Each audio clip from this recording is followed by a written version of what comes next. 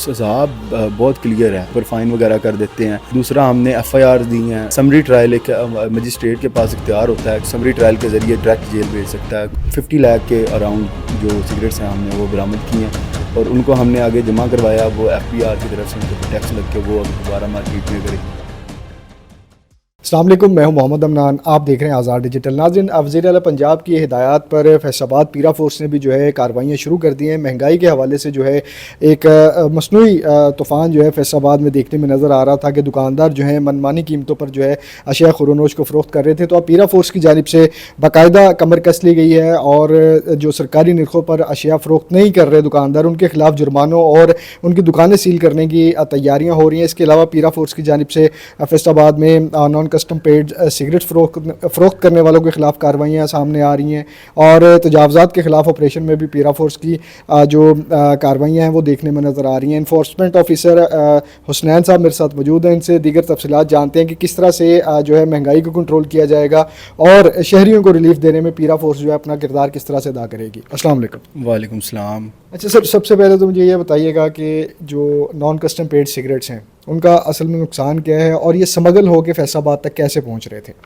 ये मेनली इनका नुकसान यही हो सकता है कि इनमें कैफ़ीन की जो मिकदार है वो प्रॉपर नहीं होगी, तो इसी वजह से वो इसको स्मगल करके इलीगल तरीके से सेल कर रहे हैं। हो सकता है इसमें कोई नशे की कोई मिकदार होगी, तो इसी वजह से। और मेनली ये है कि कोई भी चीज़ पाकिस्तान में जो आती है वो उसके ऊपर एक ड्यूटी टैक्स लगता है पीआर की तरफ से, और अगर वो चीज़ नहीं पेड की जाती तो वो इलीगल है, वो स्मगल शुदा चीज़ है, तो वो उसके तो खिलाफ हुकूमत ज़ीरो टॉलरेंस है। अच्छा, पिछले दिनों में कितनी कार्रवाइयाँ जो हैं की गई हैं या कितने मालियत के सिगरेट जो है वो नॉन कस्टम पेड हमने बरामद किए? मेनली हमने ना ये आखिरी रमज़ान के आखिरी अशरे में ये काम शुरू किया था, ईद के करीब, तो मुख्तलिफ़ शहरों में ये काम हुआ है। हमारे पास फैसलाबाद में हमने पहले मेनली टारगेट किया था जो शॉपकीपर्स हैं, उनकी दुकानों से हमने सिगरेट्स वगैरह जो इलीगल जितने हमें बरामद हुए हमने उठाए हैं। और उसके बाद हमने ये कुछ 1-2 दिन पहले हमने कार्रवाई की है, तो उसमें हमने एक गोदाम को वहाँ से तकरीबन कोई 1000 पैकेट्स थे, 1000 उसमें ना कोई 10,000 पैकेट्स थे, तो 50 लाख के अराउंड जो सिगरेट्स हैं हमने वो बरामद किए हैं और उनको हमने आगे जमा करवाया। वो एफबीआर की तरफ से उनके ऊपर टैक्स लग के वो दोबारा मार्केट में अगर इन केस वो ठीक हुई तो अवेलेबल होगी। अच्छा, अब मुझे सर ये बताइएगा, मार्केट में जो अगर हम मार्केट में कोई भी चीज़ लेने के लिए जाते हैं तो कीमतों के हवाले से बड़ा तज़ाद नज़र आ रहा होता है सरकारी निर्खनामे में और जो चीज़ एक्चुअल में मार्केट में मिल रही है, तो इसके हवाले से क्या लाया अमल जो है अपनाने जा रहे हैं आप लोग?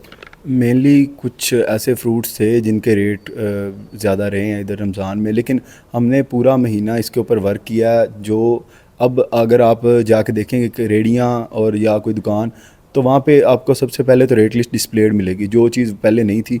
अब वो ऑलमोस्ट कोई 80 to 90% है जो 10 to 20% पे थी, क्योंकि हमने पूरा महीना और कोई काम नहीं किया इसके अलावा।